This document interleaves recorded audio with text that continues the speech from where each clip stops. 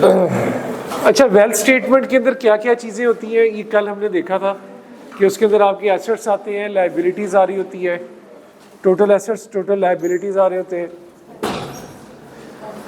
Expenses उसका हिस्सा नहीं है, एक्सपेंसेस उसकी रिकन्सिलेशन जब बनानी है तब उसके अंदर आएगी। तो ये 109 में अगर सेक्शन 116 देखें जिसमें उसने लिखा हुआ कि the persons total asset liabilities as on the date, और उसकी डेट देखी थी हमने कि 30 जून पिछले साल की और 30 जून करंट ईयर की, जो वेल्थ स्टेटमेंट की डेट्स होती हैं। उसके total asset the liability of person, spouse, minor children and other dependents as on the date or date specified in such notice. Minor children के एसेट्स भी उसमें आते हैं अगर माइनर चिल्ड्रन हो, और पर्सनस के स्पाउस के भी उसमें आते हैं। वैसे ये चीज़ आज तक ICAP ने टेस्ट नहीं की, तो देयर इज़ अ चांस कि आपको जब वो वेल्थ स्टेटमेंट बनाने को कहे तो वो ये चीज़ को चेक कर ले कि आपको पता है कि नहीं कि माइनर चिल्ड्रन और अदर डिपेंडेंट्स के एसेट्स आपने अपनी उसमें लेने हैं कि नहीं वेल्थ स्टेटमेंट में। तो it's an important point. Any asset transfer by the person to any other person during the period or period specified in such notice and the consideration for the transfer. कोई भी asset अगर transfer किया है person ने किसी और person को, तो वो भी उसके अंदर स्पेसिफाई करेंगे। The total expenditure income by the person spouse, minor children and the other dependent during the period or period specified in the notice and the details of such expenditure and the reconciliation of the statement of wealth. ये ज़रा start से पढ़ते हैं बिल्कुल शुरू से। The wealth statement is a statement of the assets and liability for any year which a person is required to file in the prescribed form and verified in the prescribed manner given particulars of। ये जो सारी चीज़ें हैं इनके particulars wealth statement में mention होते हैं। तो ये ICAP 3-4 मार्क्स का या 2-3 मार्क्स का बड़ा इजीली पूछ सकता है कि वेल्थ स्टेटमेंट पर्टिकुलर्स क्या है, क्योंकि ये थोड़े से डिफरेंट है। इसमें डिपेंडेंट्स के भी एसेट्स आ रहे हैं, माइनर के भी एसेट्स आ रहे हैं। तो जहाँ पे थोड़ी सी क्रिटिकल चीज़ होती है तो एक्सपेक्ट किया करेंगे ICAP इस चीज़ को पूछ सकता है।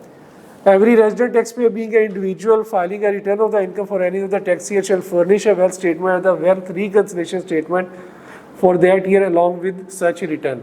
Reconciliation और wealth statement दोनों इकट्ठी ही फाइल होती हैं। अब से काफ़ी अरसे से ये स्टार्ट हो गया, जो आपकी इनकम टैक्स रिटर्न होती है उसमें ये दोनों चीज़ें मर्ज होती हैं। मतलब रिटर्न इन दोनों चीज़ों के बगैर फाइल हो ही नहीं सकती, रिकन्सिलेशन और वेल्थ स्टेटमेंट के। तो नेक्स्ट वीक में या कभी थोड़ा टाइम मिला तो ये आपको प्रोजेक्टर में दिखा भी दूंगा कि वेल्थ स्टेटमेंट या दूसरी स्टेटमेंट होती क्या है। Further every number of an AOP shall also furnish wealth statement and wealth reconciliation for the year along with the return of the income of association. AOP के मेंबर्स जो हैं वो भी अपनी रिटर्न देंगे, एसोसिएशन के अलावा इंडिविजुअली भी अपनी वेल्थ स्टेटमेंट और रिटर्न जमा करवाएंगे। Where a person who has furnished a wealth statement discover any omission or wrong statement, he may without prejudice to any liability incurred by him under any provision of this ordinance furnished a revised wealth statement। अगर उसमें कोई गलती हो जाए तो revised wealth statement भी file की जा सकती है along with the revised wealth reconciliation, लेकिन उसके साथ reasons for filing देनी पड़ेगी और under the intimation to the commission in the prescribed form and manner at any time before the receipt of notice for amendment in assessment for the tax year to which it relates। वो जो amended assessment order पड़ा था ना कल, उससे पहले कभी भी उसकी वो रिवीजन कर सकता है। Provided the way the commission is of the opinion that the revision is not for the purpose of correcting or a bona fide omission or a wrong statement। bona fide क्या होता है? Authentic कह ले या आप कह लें कि सही नीयत। यहाँ पे जो वर्ड जो थोड़ी सी हम इसकी इंटरप्रिटेशन करेंगे कि वो कह रहा है कि अगर हमें ये बाद में पता चल गया कि जो उसने रिवीजन कर रहा है वो एक सही नीयत से, मतलब वो बंदा कहता है यार मैं कोई चीज़ भूल गया वेल्थ स्टेटमेंट में डालना, तो वो गलती से भूल गया। एक होता है जान के भूलना, तो कहता है मैं गलती से कोई चीज़ वेल्थ स्टेटमेंट डालना भूल गया, तो कमिश्नर कहता है कि मुझे डाउट होता है हमें कि ये गलती से नहीं भूला, ये जान के भूला है। ठीक है, तो अगर वो ये समझता है कि वो जो ओमिशन है वो बोनाफाइड नहीं है या रॉन्ग स्टेटमेंट है, ही में declare such revision as a void. तो वो अगर कमिश्नर ये समझे कि ये रिवीजन बोनाफाइड रिवीजन नहीं है तो वो इस रिवीजन को वॉइड करार दे सकता है। तो ये जो इस तरह की वर्डिंग है ना, जिस तरह बोनाफाइड, तो इस तरह की भी और भी हम पढ़ेंगे। तो ये वर्डिंग कोशिश किया करें कि अगर थ्योरेटिकल क्वेश्चन आया तो उसमें यूज़ करें, ताकि ICAP को पता चले कि आपने किताब से पढ़ा हुआ है। ठीक है, इसको आप ये भी लिख सकते हैं कि विद द ट्रू इंटेंशन, या जिस तरह भी मैं आपको बता रहा हूँ, लेकिन आप ये पर्टिकुलर लॉ की वर्डिंग जब यूज़ करेंगे तो it gives a good impression of the paper checker. और वैसे भी कई दफ़ा जो लॉ का वर्ड होता है उसमें एक से ज़्यादा चीज़ों का मतलब होता है, तो वो भी फिर इसमें कवर हो जाता है। लेकिन वो वॉइड करने से पहले प्रोवाइड करेगा अपॉर्चुनिटी ऑफ बीइंग हर्ड। ऐसा नहीं है कि वो उसकी रिवीजन को वॉइड बगैर अगले की बात सुने कर दे, तो अपॉर्चुनिटी ऑफ बीइंग हर्ड ज़रूर देगा, जो अगली लाइन में लिखा है, through an order in writing after providing opportunity of being heard. ठीक है, तो उसकी बात सुन के ही वॉइड करेगा, वरना नहीं वॉइड करेगा। जो ये अगला पॉइंट है, दैट इज वेरी इंपॉर्टेंट कि आप उसकी रिवीजन कब कर सकते हैं वेल स्टेटमेंट की। For the removal of doubt it is clarified that well statement can not be revised after expiration of the 5 year. 5 साल गुजरने के बाद, 5 साल शुरू कब से होने हैं? From the due date of filing of the return for that tax year. Return की ड्यू डेट जो थी, यार वो किधर है मार्कर नहीं है, टैक्स ईयर 2023 की रिटर्न की डेट क्या थी फाइल करने की इंडिविजुअल के केस में? 30 सितंबर 2023। तो अब वो रिवीजन कर सकता है वेल स्टेटमेंट की 30 सितंबर 24, 25, 26, 27, 28, 30 सितंबर 28 तक। सही है? जिस साल से वो वेल स्टेटमेंट रिलेट कर रही है, उस साल की रिटर्न की डेट से 5 साल लेने हैं। जिस साल की वेल स्टेटमेंट है, उस टैक्स ईयर की जो रिटर्न की डेट है ना, उससे 5 साल लेने हैं। ये इसके अंदर इंपॉर्टेंट पॉइंट है कि टैक्स ईयर एंड होने से 5 साल नहीं लेने, उस टैक्स ईयर की रिटर्न जब फाइल होनी है, उस रिटर्न की डेट से 5 साल लेने। ठीक है, तो ये इसके अंदर बड़ा इंपॉर्टेंट पॉइंट है, और ये एक दफा आके पूछ भी चुका है। आगे चले जी, foreign income and asset statement. ये हम पढ़ते आए थे कि जी foreign income and asset statement 2-3 दफा पीछे पड़ा है। अब ये आई गया है कि ये कब फाइल करनी है। पहली बात तो ये कि फॉरेन इनकम एंड एसेट से ये परेशान नहीं होना कि ये नॉन रेजिडेंट फाइल करेगा, ये रेजिडेंट ही फाइल करेगा। जैसे लिखा है, एवरी रेजिडेंट टैक्स पेयर। ठीक है, रेजिडेंट टैक्स पेयर ये चीज़ फाइल करेगा, being an individual having foreign income not less than $10,000 जिसकी जो इनकम है वो $10,000 से कम, यानी कि उससे ज़्यादा है, $10,000 से ज़्यादा है, और having foreign assets with a value of not less than $100,000 जिसके पास फॉरेन एसेट $1,00,000 से ज़्यादा है, या उसकी फॉरेन इनकम $10,000 से ज़्यादा है, तो वो ये फर्निश करेगा foreign income and asset statement. ठीक है, ये इसका criteria and it is an important criteria. एक दफ़ा इसको टेस्ट कर चुका है ICAP पास पेपर में। Here is referred to as the foreign income and asset statement in the prescribed form and verified in the prescribed manner. Particulars लिखती है उसने कि इसमें टोटल फॉरेन एसेट्स होंगे और उसकी लाइबिलिटी होगी on the last day of the tax year. Foreign asset transfer by the person to any other person during the tax year and the consideration of this set transfer. ये B point आपने अभी ऊपर as a B point wealth statement भी पढ़ा है। फर्क सिर्फ इतना, यहाँ पे वो फॉरेन एसेट की बात कर रहा है, वहाँ पे वो नॉर्मल एसेट की बात कर रहा है। Complete particulars of the foreign income expenditure drive during the tax year and the expenditure Holi and necessary for the purpose of deriving the set income. तो ये सारी चीज़ें जो है उसकी स्टेटमेंट का हिस्सा बनेगी। The commissioner may by notice in a writing require any person being an individual who is in the opinion of the commissioner on the basis of the reason to be recorded in writing was required to furnish a foreign income and asset statement, but who has failed to do so to furnish the foreign income and asset statement on the date specified in the notice।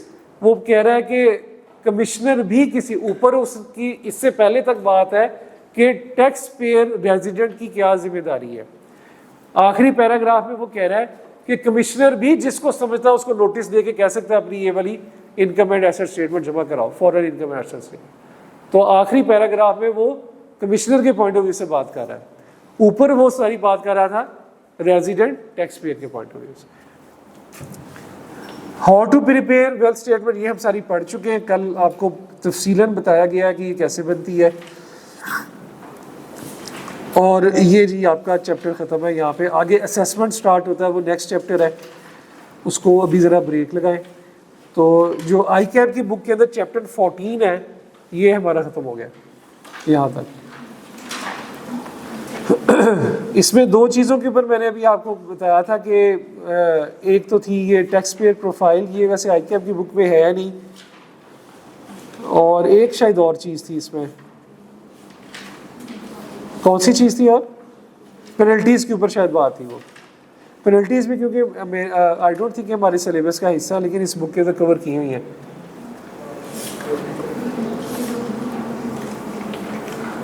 अच्छा जी, अब आप आए sale tax पे। Sale tax पे आए, sale tax की कुछ theory हमारी रहती है इम्पोर्टेंट थ्योरी, उसको देखना है, साथ में उसके सवाल देखने हैं आज।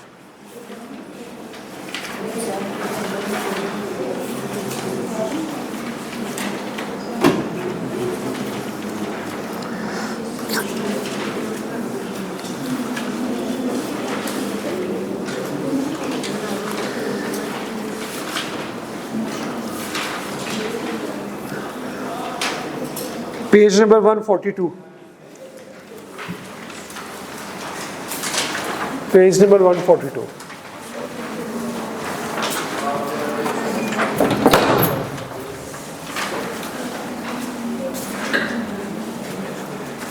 रजिस्ट्रेशन,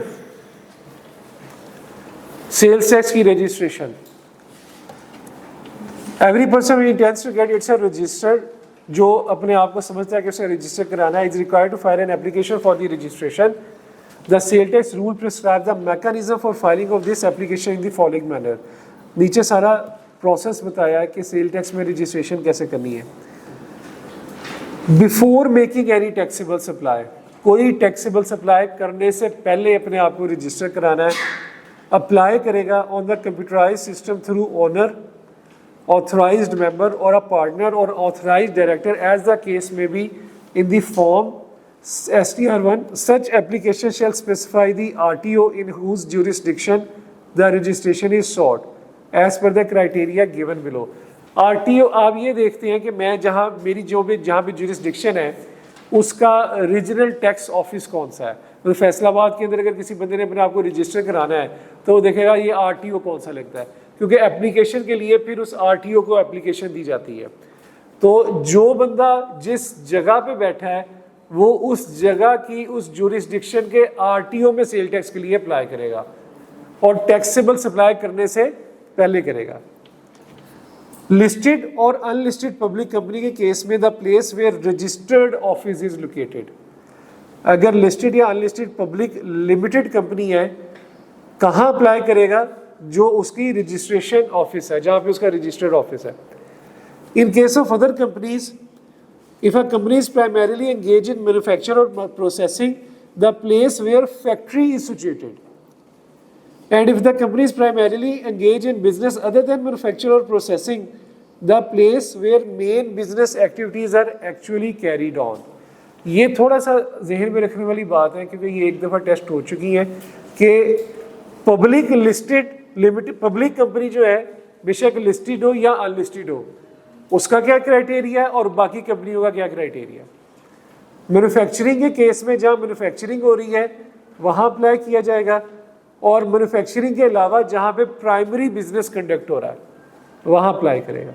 लेकिन ये याद रखना है कि ऊपर जो पब्लिक लिमिटेड कंपनीज हैं बेशक वो लिस्टेड हो या अनलिस्टेड हो, उनका क्राइटेरिया फ़र्क है। तो पब्लिक लिस्टेड कंपनी का क्राइटेरिया फ़र्क, पब्लिक लिमिटेड कंपनी का क्राइटेरिया फ़र्क है। In case of a person not incorporated, the jurisdiction where the business is actually carried on, मतलब वो इनकॉर्पोरेटेड नहीं है, यानी कि इनकॉर्पोरेटेड अंडर कंपनीज एक्ट नहीं है, ठीक है, कंपनीज की तो ऊपर बात कर दी उसने, तो अब वो अदर देन कंपनीज की बात कर रहा है, नॉट इनकॉर्पोरेटेड। कंपनीज के ऊपर बात कर दी, अदर देन कंपनीज की बात कर रहा है कि वो वहां पे अपने आप को रजिस्टर कराएगा उस जुरिस्डिक्शन पे जहां पे एक्चुअली में काम कर रहा है। In case of person not incorporated have a single manufacturing unit and whose business premises and manufacturing unit are located in different areas, the jurisdiction where manufacturing unit is located. Individual है, उसके एक से ज़्यादा जगहों पे units हैं, तो वो वहाँ पे अपने आप को रजिस्टर कराएगा जहाँ पे उसका मैन्युफैक्चरिंग यूनिट लोकेट कर रहा है।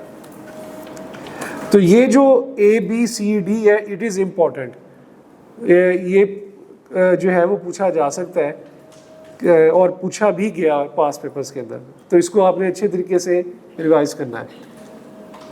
The jurisdiction of the large tax payer unit shall remain as specified by the board. Further the board may transfer the registration of any registered person to a jurisdiction where the place of the business or registered office or manufacturing unit is located. ये just वो LTU large tax payer units की बात कर रहा है कि जो board है वो किसी भी रजिस्टर्ड पर्सन की जुरिस्डिक्शन को ट्रांसफ़र कर सकता है प्लेस ऑफ बिजनेस से मैन्युफैक्चरिंग की तरफ या मैन्युफैक्चरिंग से प्लेस ऑफ बिजनेस की तरफ।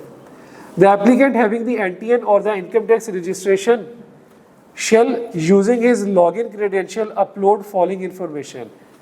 क्या क्या इंफॉर्मेशन देगा रजिस्ट्रेशन के लिए, क्या क्या इंफॉर्मेशन चाहिए? अपना बैंक अकाउंट सर्टिफिकेट देगा जो कि बिजनेस के नाम का होगा। ये बैंक अकाउंट सर्टिफिकेट अपने बैंक से लेगा जहाँ पे उसने अपने बिजनेस के नाम का बैंक अकाउंट ओपन कराया।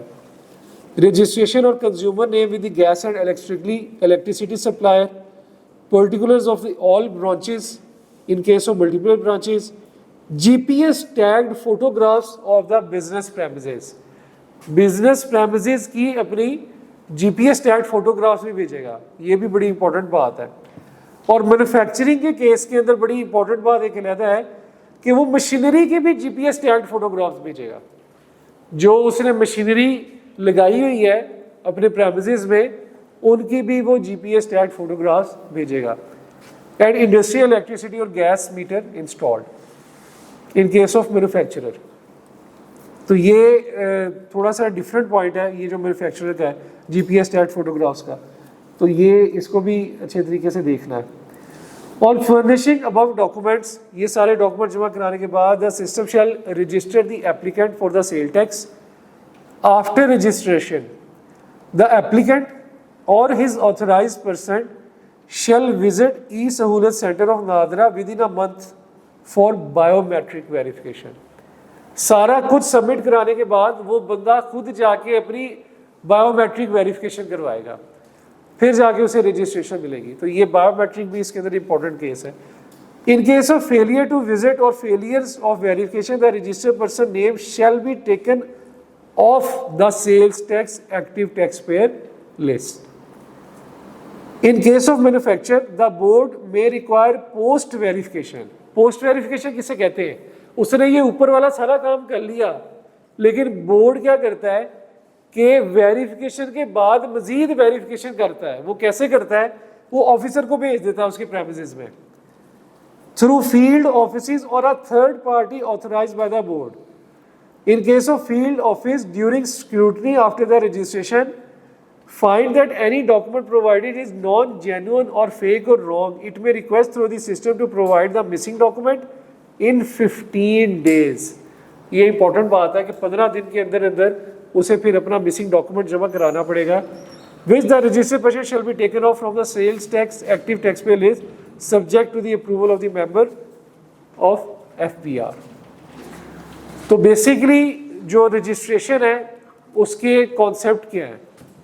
रजिस्ट्रेशन के अंदर आपने अप्लाई किधर करना है, ठीक है? सबसे इंपॉर्टेंट बात, पब्लिक कंपनीज का अलग रूल है, बेशक लिस्टेड है या अनलिस्टेड, बाकी सारी कंपनीज का अलग रूल है, और इंडिविजुअल का अलग।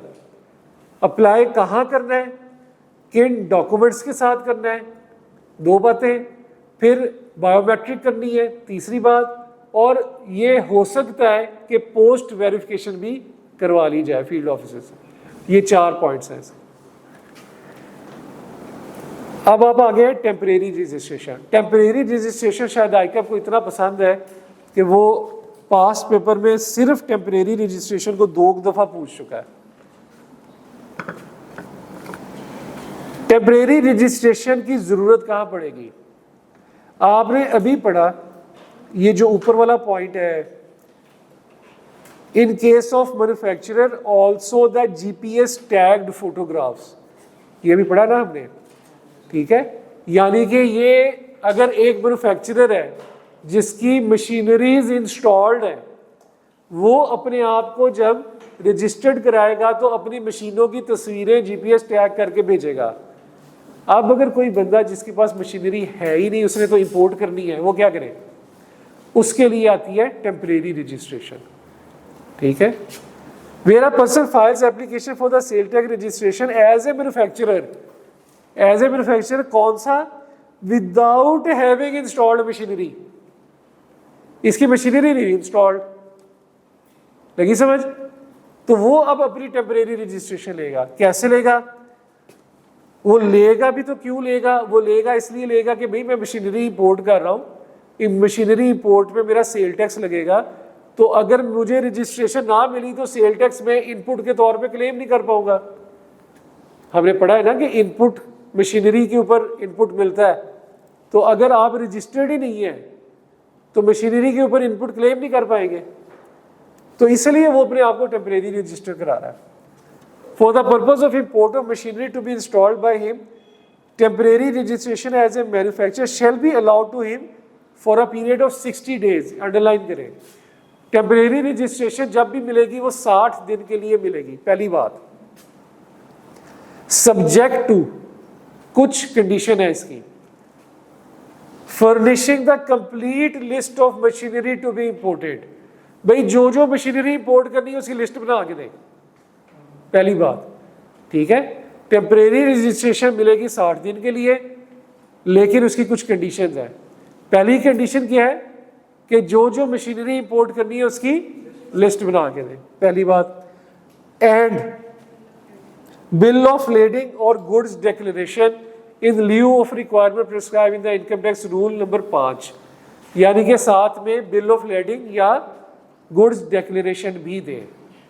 सही है, 2 चीजें देनी है, लिस्ट ऑफ मशीनरी जो इंपोर्ट करनी है वो, और बिल ऑफ लेडिंग। ये दोनों चीजें रिप्लेसमेंट है किस चीज की? जीपीएस टैग फोटोग्राफ्स की। ऊपर वाले रूल में पढ़ा ना कि अगर मशीनरी पहले की पहले है, ऑलरेडी है, तो जीपीएस टैग फोटोग्राफ्स भेजनी है। वो कह रहा है इन दोनों की रिप्लेसमेंट, ये 2 चीजें हैं, कंडीशंस हैं, अगर आपकी मशीनरी इंस्टॉल नहीं है, ठीक है। The temporary registration shall be issued by the computerised system with in 72 hours of filing the complete registration. सारा कुछ जमा करा दिया, 72 घंटों के अंदर अंदर आपको टेम्परेरी रजिस्ट्रेशन मिल जाएगी। और कितने दिन के लिए मिलेगी? 60 दिन के लिए मिलेगी। आफ्टर रिसीविंग टेम्परेरी रजिस्ट्रेशन क्या करना चाहिए उसे ये लेने के बाद? कि जल्दी जल्दी अपनी प्लांट एंड मशीनरी को इंपोर्ट करना चाहिए और रॉ मटेरियल्स को। The person shall be allowed, उसे अलाउ हो जाएगा कि प्लांट एंड मशीनरी इंपोर्ट करे और रॉ मटेरियल इंपोर्ट करे एज ए मैन्युफैक्चरर। लेकिन इसमें एक और कंडीशन आ गई कि वो इंपोर्ट करना तो शुरू कर देगा, लेकिन साथ में एक पीडीसी जमा कराएगा। पीडीसी का मतलब पता है? पोस्ट डेटेड चेक जमा कराएगा। किनको जमा कराएगा? कस्टम वालों को जमा कराएगा। किस अमाउंट का जमा कराएगा? जो मशीनरी इंपोर्ट कर रहा है उस मशीनरी पे जो 18% से सेल टैक्स लगेगा उसकी अमाउंट का पीडीसी जमा कराएगा, ठीक है। वो उसे टेम्परेरी रजिस्ट्रेशन मिल गई। टेम्परेरी रजिस्ट्रेशन लेने के बाद वो इंपोर्ट स्टार्ट करेगा। इंपोर्ट स्टार्ट करेगा तो इंपोर्ट करने के लिए वो एक पीडीसी जमा कराएगा कस्टम वालों को, और पीडीसी जो होगा वो जो मशीनरी इंपोर्ट कर रहा है उस पे लगने वाले सेल टैक्स की वैल्यू के बराबर होगा। कलेक्टिवली मतलब जितनी भी मशीनरी इंपोर्ट करेगा, ये नहीं लिखा हुआ कि 1 2 3, जितनी उसने इंपोर्ट करनी है अपने 60 दिन के अंदर अपने काम के लिए, वो सारी के लिए पीडीसी जमा कराएगा। Equal to the difference in the duties and the taxes to be availed as a manufacturer. अच्छा, अभी तक जो पढ़ा 60 दिनों के लिए रजिस्ट्रेशन मिलेगी 2 कंडीशंस की बेस पे। पहली कंडीशन क्या थी? List of machinery to be installed. दूसरी बिल ऑफ लैंडिंग। अच्छा, ये उसने जमा करा दिया तो कितनी देर में मिल जाएगी टेम्परेरी रजिस्ट्रेशन? 72 घंटों में। रजिस्ट्रेशन मिलने के बाद वो क्या करेगा? इंपोर्ट करेगा और साथ में पीडीसी जमा कराएगा कस्टम वालों को। ये यहां तक हो गया। आगे चले। In case the requirement prescribed of sub rule this of 5 और rule this are not fulfilled, ये कौन सी रिक्वायरमेंट थी? कि उसने list of machine is not installed in 60 दिनों में। 60 दिनों में जो मशीनरीज इंस्टॉल करनी थी वो मशीनरीज की लिस्ट इंस्टॉलेशन के बाद जमा नहीं करवाई। उसे कहा था ना लिस्ट ऑफ मशीन एक तो थी शुरू में जमा कराएगा। अब 60 दिनों के अंदर अंदर उसने जो मशीनें इंस्टॉल करनी थी उनकी लिस्ट जमा नहीं कराई।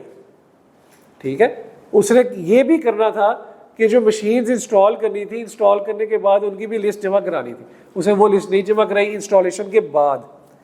With in 60 days of issues of temporary registration, 60 दिनों के अंदर अंदर जो मशीनें इंस्टॉल हो गई उनकी लिस्ट जमा नहीं कराई, such temporary registration shall be disabled, वो खत्म हो जाएगी।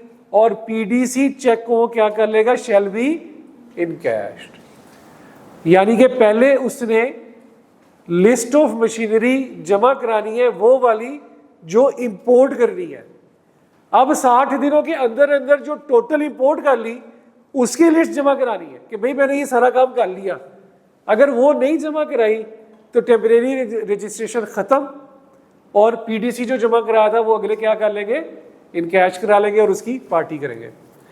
ठीक है, क्योंकि वो यही समझेंगे कि इसने टेम्परेरी रजिस्ट्रेशन हमसे धोखा करके ली, इसने कहा मशीनरी इंस्टॉल करनी थी, इसने मशीनें इंस्टॉल नहीं की, तो अब इसका जो है पोस्ट डेटेड चेक इनकैश करा लो।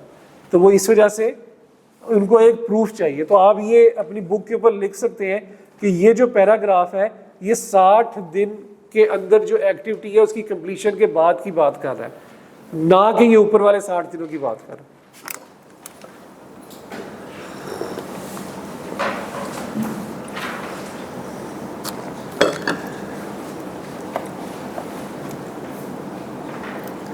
जो इंपॉर्टेंट पॉइंट्स हैं इसके अंदर, a person holding temporary registration shall file monthly return but shall not issue a sale tax invoice. If such invoice is issued, no input tax credit shall be admissible.